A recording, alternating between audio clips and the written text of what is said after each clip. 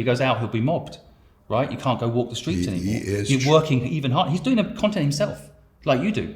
He's not necessarily outsourcing He's all a the work, monster. right? He's a monster of a worker. Yeah. So people don't understand. Even at that level, he's working like a monster. Yes. Right. So, but you're an influencer now. Do you describe yourself as that sometimes? People consider me an influencer. Yeah. And now I know how I'm using this for what I want to do.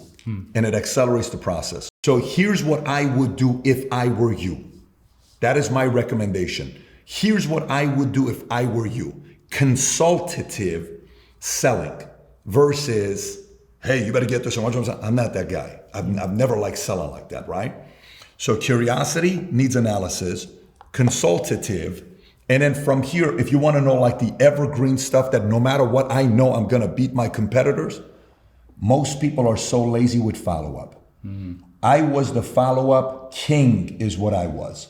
I was the follow-up king.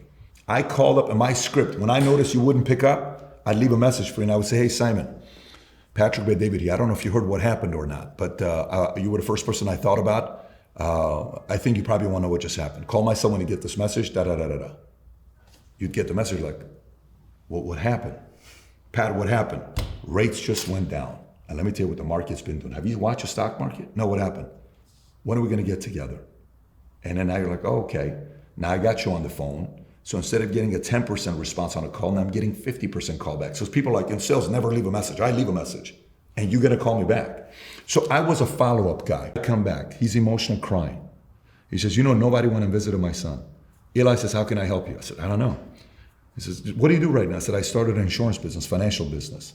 He hands me the Rolodex, 600 phone numbers. He says, call them and let them know I gave you their phone numbers. He gives me the number. One of the guys I called is a guy named Ed Wade.